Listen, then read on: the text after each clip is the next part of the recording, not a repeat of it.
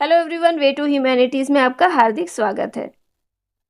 आज की वीडियो में हम अज्ञे जी की कविता सांप के 2 अंकों के लिए पूछे जाने वाले लघु उत्तरीय प्रश्नोत्तरों पर चर्चा करेंगे। ये सभी प्रश्न आपके आने वाली परीक्षा में काफी ज्यादा यूजफुल साबित होंगे। इस कविता की सप्रसंग व्याख्या मेरे चैनल पर अवेलेबल है। इसके अलावा क्लास 12 सेमेस्टर 4 हिंदी ए के सिलेबस में इंक्लूड सभी चैप्टर्स के एक्सप्लेनेशंस और उनसे जुड़े important short answer type questions की वीडियो मेरे चैनल पर आपको क्लास 12 सेमेस्टर 4 हिंदी ए की प्लेलिस्ट पर मिल जाएगी, जिसकी लिंक मैंने डिस्क्रिप्शन में भी दे रखी है। तो चलिए अब हम देखते हैं कि इस कविता से कौन कौन से और किस प्रकार के प्रश्न पूछे जा सकते हैं। यदि आप चाहें तो वीडियो पॉज करके इन प्रश्नों को अपनी नोटबुक में भी नोट कर सकते हैं। पहला प्रश्न, सांप तुम सभ्य तो हुए नहीं, पंक्ति में कवि ने किससे संवाद किया है? सांप सभ्य जीव क्यों नहीं बन पाया? उत्तर है, पंक्ति में कवि ने सांप से संवाद किया है। सांप सभ्य जीव नहीं बन पाया क्योंकि वह सभ्य समाज में नहीं रहता। अगला प्रश्न है, नगर में बसना भी तुम्हें नहीं आया, किसे नगर में बसना नहीं आया और क्यों? उत्तर है, सांप को नगर में बसना नहीं आया क्योंकि वह प्राकृतिक वातावरण जैसे जंगल में रहने वाला जीव है। अगला प्रश्न, सांप किस प्रकार का जीव है, उसके चरित्र की क्या विशेषता है? उत्तर है, सांप एक असभ्य जीव है। डसना और विष उगलना उसके चरित्र की विशेषताएं हैं। अगला प्रश्न है, कविता में सांप किसका प्रतीक है?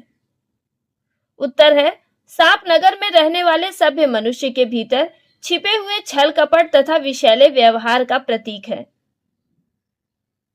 अगला प्रश्न है, सांप कविता में कवि ने किसे सभ्य माना है? उत्तर है, कवि ने नगर में बसने वाले लोगों को सभ्य माना है। अगला प्रश्न है, कवि ने सांप से क्या प्रश्न किया?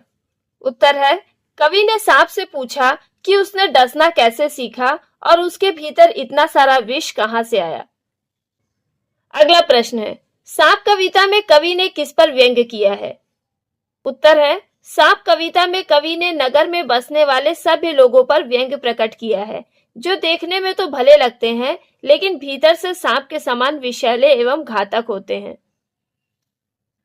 अगला प्रश्न है, सांप किस प्रकार की कविता है, यह किस शैली में रचित है?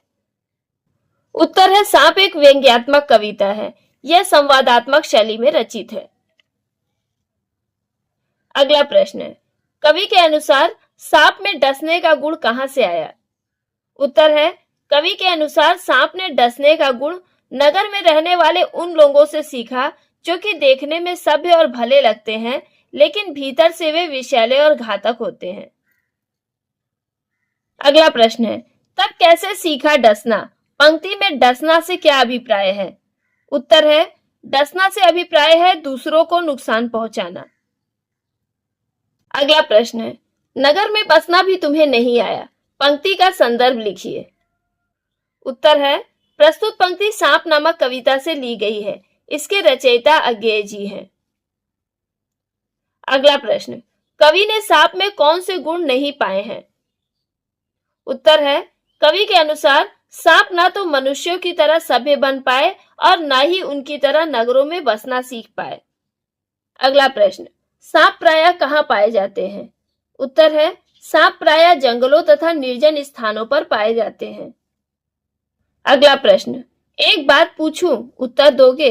पंक्ति में कौन किससे और क्या प्रश्न पूछ रहा है? उत्तर है, पंक्ति में कवि सांप से प्रश्न करते हैं कि उसने नगर में रहने वाले लोगों की तरह डसना और विष उगलना कैसे सीख लिया। अगला प्रश्न, कवि के अनुसार डसना और विष उगलना किसका गुण है? उत्तर है, कवि के अनुसार डसना और विष उगलना उन नगर में बसने वाले लोगों का गुण है जो ऊपर से सभ्य दिखते हैं लेकिन मन में दूसरों के प्रति छल कपट एवं द्वेष रखते हैं। और अब अंतिम प्रश्न, सांप कविता की भाषा क्या है? उत्तर है, सांप कविता की भाषा शुद्ध खड़ी बोली हिंदी है। तो यहीं पर अज्ञेय जी की कविता सांप के लघु उत्तरीय प्रश्नोत्तर खत्म होते हैं। उम्मीद करती हूँ कि ये प्रश्न आपके आने वाले परीक्षा में काफी ज्यादा महत्वपूर्ण साबित हो।